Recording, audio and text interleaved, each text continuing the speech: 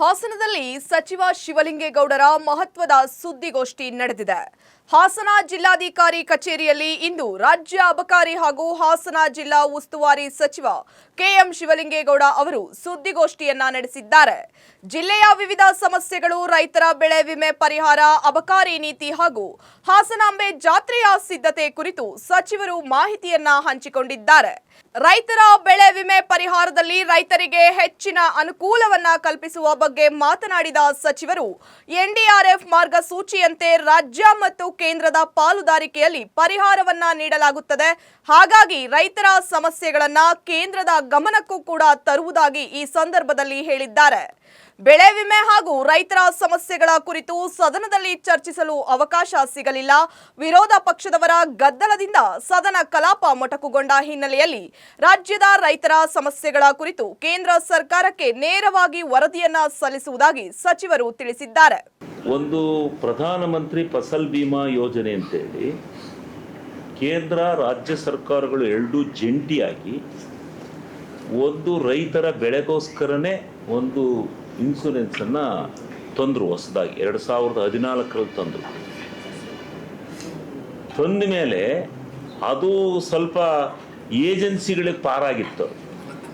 ಈ ವಿಷಯದಲ್ಲಿ ಸರ್ ನೀವು ನಾನೇ ಮೀಟಿಂಗ್ ಅಲ್ಲಿ ಸಾಕಷ್ಟು ಆರೋಪಗಳನ್ನ ಇನ್ಸೂರೆನ್ಸ್ ಕಂಪನಿ ಮೇಲೆ ನೀವೇ ಮಾಡಿರೋದು. ಹೌದು, ಈಗ ನೀವು ಸಾಕಷ್ಟು ಇನ್ಸೂರೆನ್ಸ್ ಬರುತ್ತೆ ಅಂತ ಡಿಫೆಂಡ್ ಮಾಡ್ಕೋತಾ ಇದ್ದೀರಿ.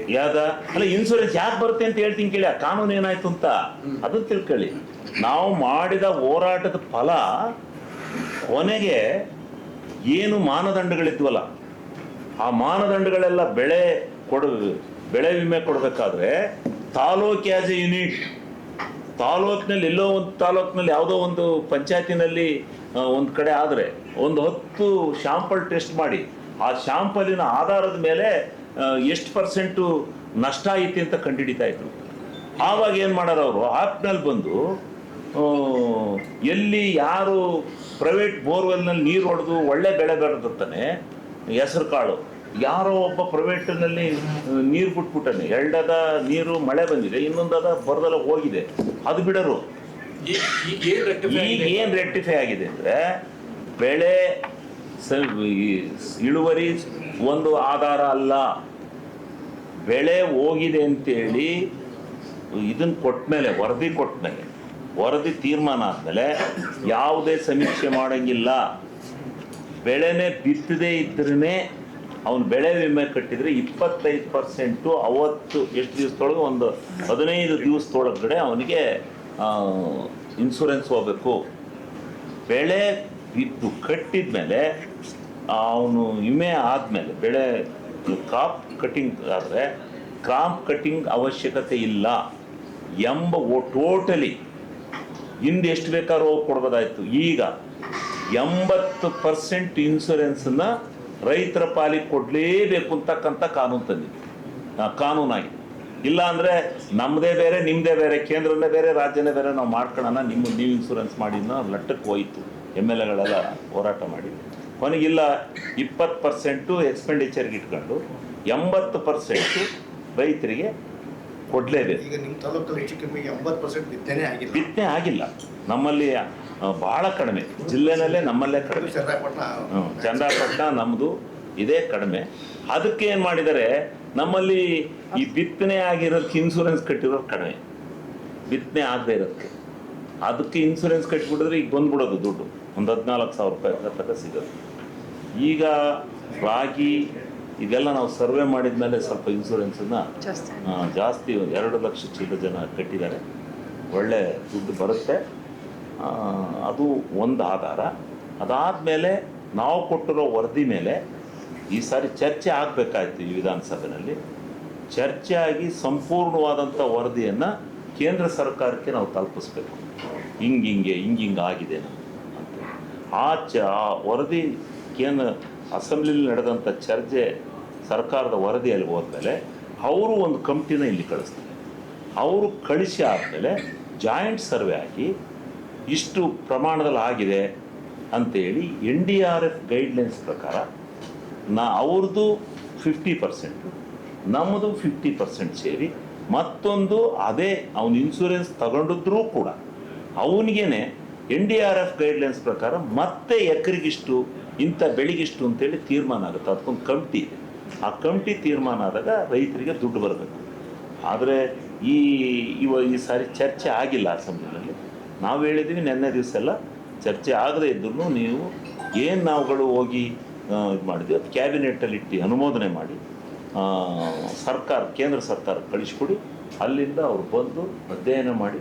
ಬಟ್ ಆದರೆ ಮಾನವೀಯತೆ ದೃಷ್ಟಿಯಿಂದ ಒಂದು ಸರ್ಕಾರ ಸಂಕಷ್ಟಕ್ಕೆ ರೈತರು ಸಿಕ್ಕಿದಾಗ ಕೇಂದ್ರ ಸರ್ಕಾರ ಧಾವಿಸಿ ಬರಬೇಕು. ನಾವು ಯಾಕೆ ಟ್ಯಾಕ್ಸ್ ಕಟ್ತೀವಿ? 475 ಲಕ್ಷ ಕೋಟಿ ನಾವು ಕಟ್ಟೋದು, 1000 ಕೋಟಿ ಕಟ್ಟೋದು ಟ್ಯಾಕ್ಸ್ ನಮ್ಮ ಕರ್ನಾಟಕ ರಾಜ್ಯದಿಂದ ಹೋಗೋದು. ಯಾಕೆ ಕಟ್ತೀವಿ ನಾವು ಅವ್ರಿಗೆ? ಯಾಕೆ ಅವ್ರಿಗೆ ಕೊಡ್ತಾ ಇದ್ವಿ? ನಮ್ಮ ಕಷ್ಟ ಕಾಲಕ್ಕೆ ಬನ್ನಿ ಅಂತ. ಇವರು ಇಷ್ಟೆಲ್ಲ ಆಗಿದೆ, ಬಿತ್ತನೆ ಆಗಿಲ್ಲ, ನಿಮ್ಮ ವರದಿ ಬಂದಿಲ್ಲ ಅಂತ ಕೂತ್ಕೊಂಡ್ರೆ ಇದೆಂಥ ಕೇಂದ್ರ ರಾಜ್ಯಗಳ ಸಂಬಂಧ? ಇನ್ನು ರಾಜ್ಯ ಸರ್ಕಾರ ಕೇಂದ್ರಕ್ಕೆ ವರದಿನೇ ಕೊಟ್ಟಿಲ್ಲ. ಇನ್ನು ವರದಿ ಕೊಡಕ್ಕೆ ನೀವು ಚರ್ಚೆನೇ ಮಾಡ್ಲಿಲ್ವಲ್ರಿ ಈ ಅಸೆಂಬ್ಲಿನಲ್ಲಿ? ಹೇಳಿರೋದು ಅಲ್ಲ, ನಿಮ್ಮ ರೆವಿನ್ಯೂ ಮಿನಿಸ್ಟರ್ ಅಲ್ಲ, ರೆವಿನ್ಯೂ ಮಿನಿಸ್ಟರ್ ಅಲ್ಲ, ನಾನೇ ಹೇಳ್ತಾ ಇದ್ದೀನಲ್ಲ.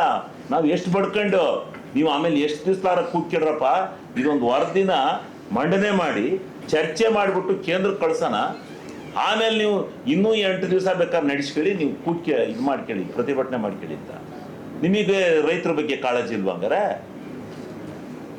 ನಿಮಗೆ ನಿಮ್ಮ ಹತ್ರ ರೈತರ ಬಗ್ಗೆ ಇದಿಲ್ವಾ? ಯಾಕೆ ಹಿಂಗೆ ಮಾಡಿದ್ರಿ? ಇಡೀ 10 ದಿವಸಗಳ ಕಾಲ 1 ಗಂಟೆ ಯಾವುದನ್ನ ಒಂದು ಚರ್ಚೆ ತಗೋಬಿಡಿ, ಅದೊಂದನ್ನು ಕಳಿಸ್ಕೊಡಿ. ರೈತರ ಸಮಸ್ಯೆ ನಮ್ಮವು ಏನೇನೋ ಇರ್ತವೆ ಅಂತೇಳಿ ಕಳಿಸಿ ಚರ್ಚೆ ಮಾಡಿ NDRF ಗೈಡ್ಲೈನ್ಸ್ ಪ್ರಕಾರ ಕಳಿಸ್ಕೊಡ್ಬೇಕಾಯ್ತು. ಇನ್ನು ಅಬಕಾರಿ ಇಲಾಖೆಗೆ ಸಂಬಂಧಿಸಿದಂತೆ ಮದ್ಯದಂಗಡಿಗಳ ಪರವಾನಗಿ ನಿಯಮಗಳು ಹಾಗೂ ತೆರಿಗೆ ಪಾವತಿಗೆ ಒತ್ತು ನೀಡಿದ ಸಚಿವರು ತೆರಿಗೆ ಸೇರಿದಂತೆ ಎಲ್ಲ ಬಾಕಿಗಳನ್ನು ಪಾವತಿಸಿದ ನಂತರವೇ ಮದ್ಯದಂಗಡಿಗಳ ವಿಸ್ತರಣೆ ಅಥವಾ ಪರವಾನಗಿ ನವೀಕರಣದ ಪ್ರಕ್ರಿಯೆ ಕೈಗೊಳ್ಳಬೇಕು ಎಂದು ಸೂಚನೆಯನ್ನ ನೀಡಿದ್ದಾರೆ. MSIL ಅಂಗಡಿಗೂ ಅಬಕಾರಿ ಇಲಾಖೆಗೂ ಸಂಬಂಧ ಇಲ್ಲ. ಅಲ್ಲ, ಹೌದು, MSIL ಕೈಗಾರಿಕಾ ಇಂಡಸ್ಟ್ರಿಯಲ್ ಡಿಪಾರ್ಟ್ಮೆಂಟ್ ನಡೆಸ್ತಕ್ಕಂಥದ್ದು. ಅವರೇ ಮದ್ಯ ಒಂದನ್ನು ನಮ್ಮ ಹತ್ರ ತಗೋತಾರೆ. ಮದ್ಯ ತಗೊಳೋದಕ್ಕೆ ಈಗ KSBCL ಅಂತ ಒಂದು ಮಾಡಿದ್ದಾರೆ. ಅದಕ್ಕೆ ಕರ್ನಾಟಕ ರಾಜ್ಯದ ಹಣಕಾಸು ಇಲಾಖೆಯ ಪ್ರಧಾನ ಕಾರ್ಯದರ್ಶಿ ಅಧ್ಯಕ್ಷ, ಅದರ ಕಾರ್ಯದರ್ಶಿ MD. ಡಿಸ್ಟಿಲರಿಗಳಲ್ಲಿ ತಯಾರಾದಂಥ ಮದ್ಯವನ್ನು ತಗೊಂಡೋಗಿ ಗೋಡನ್ಗಳಲ್ಲಿ ಅವರಿಗೆ ಸ್ಟಾಕ್ ಕೊಡ್ತಕ್ಕಂಥದ್ದು ಡಿಸ್ಟಿಲರಿ ಅವ್ರ ಕರ್ತವ್ಯ, ಅವ್ರ ಡ್ಯೂಟಿ. ಅವರು ಅದನ್ನು ತಗೋಬೇಕಾದ್ರೆ ಗೋಡನ್ ಒಳಿಕೆ ತಗೋಬೇಕಾದ್ರೆ ಅವರು ಟ್ಯಾಕ್ಸ್ ತಗೊಂಡು ಇಡ್ತಾರೆ ಸ್ಟಾಕ್. ಇಂಥ ಡಿಸ್ಟಿಲರಿಂದ ಈ ಸ್ಟಾಕ್ ಬಂದಿದೆ.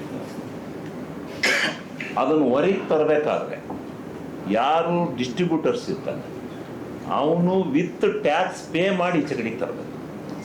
ಒಂದೇ ಒಂದು ಇಂಚೂ ಅಲ್ಲಿ ಅಡ್ಡಾಡಲ್ಲ. ಅದರಲ್ಲಿ ಯಾವ ಮೋಸನೂ ನಡೆಯಲ್ಲ, ಯಾವುದೂ ನಡೆಯಕ್ಕೆ ಸಾಧ್ಯ ಇಲ್ಲ. ಅದೊಂದು ಸ್ಟ್ರಿಕ್ಟ್ ಮಾಡಿದ್ದಾರೆ.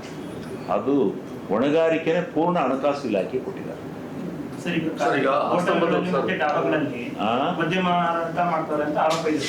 ಎಲ್ಲಿ ಅದು ನೋಡ್ರಿ, ಎಲ್ಲಿವರೆಗೆ ಇರುತ್ತೆ ಇದು ಮದ್ಯ. ಈಗ ತಗೊಂಡೋಗ್ತಾರೆ, ಅಲ್ಲಿ ಯಾರೋ ಒಂದಷ್ಟು ತಗೊಂಡೋಗಿ ಅಲ್ಲೆಲ್ಲ ಕುತ್ಕೊಂಡು ಕುಡಿತಾರಪ್ಪ. ಅವೆಲ್ಲ ಈ ಡಾಬಾಕ್ಕೆ ಅವರು ಆ ಡಾಬಾದನ್ನು ಕೊಡ್ಬೇಕಾ? ಇವರೇ ಊಟಕ್ಕೆ ಹೋಗ್ಬೇಕಾದ್ರೆ 3 ಪಾಟ್ ಇಟ್ಕೊಂಡು. ಇದೇ ವೇಳೆ ಹಾಸನಾಂಬೆ ಜಾತ್ರೆಯ ಸಿದ್ಧತೆಗಳ ಬಗ್ಗೆಯೂ ಮಾತನಾಡಿದ ಸಚಿವರು, ಈ ಬಾರಿಯ ಜಾತ್ರಾ ಮಹೋತ್ಸವವನ್ನ ನಾಡಿಗೆ ಮೆರುಗು ತರುವ ರೀತಿಯಲ್ಲಿ ನಡೆಸಬೇಕು. ಭಕ್ತರಿಗೆ ಉತ್ತಮ ಭದ್ರತೆ, ಮೂಲ ಸೌಕರ್ಯ ಹಾಗೂ ಸಂಚಾರ ವ್ಯವಸ್ಥೆ ಕಲ್ಪಿಸುವುದಾಗಿ ಭರವಸೆಯನ್ನ ನೀಡಿದ್ದಾರೆ. ಈ ಸಾರಿನೂ ನಿಮ್ಮೆಲ್ಲರ ಸಲಹೆ ಮೇರೆಗೆ ಹಾಸನಾಂಬಕ್ಕೆ ಇಡೀ ಜಾತ್ರೆಗೆ ಇಡೀ ರಾಜ್ಯದಲ್ಲಿ ಒಂದು ಹೆಸರು ಬಂದಿದೆ. ಅದರಲ್ಲೂ ನಾವು ಉಸ್ತುವಾರಿ ಸಚಿವರಾಗಿರೋದ್ರಿಂದ ಜಿಲ್ಲೆಯವರೇ ಆಗಿ ಈ ಹಿಂದಿನ ತನಕ ಹೊರ ಜಿಲ್ಲೆಯವರು ನಡೆಸ್ತಾ ಇದ್ವಿ, ಈಗ ನಾವೇ ನಡೆಸಬೇಕು. ನಿಮ್ಮೆಲ್ಲ ಸಲಹೆ ಸೂಚನೆ ಮೇಲೆ ಭಾಳ ವಿಭಿನ್ನವಾಗಿ ಒಳ್ಳೆಯ ರೀತಿಯ ಮೆರುಗು ಕೊಟ್ಟು ಇನ್ನೂ ಕರ್ನಾಟಕ ರಾಜ್ಯಾದ್ಯಂತ ಹೆಸರು ಬರುವಂಥ ರೀತಿಯಲ್ಲಿ ನಡೆಸೋಣ.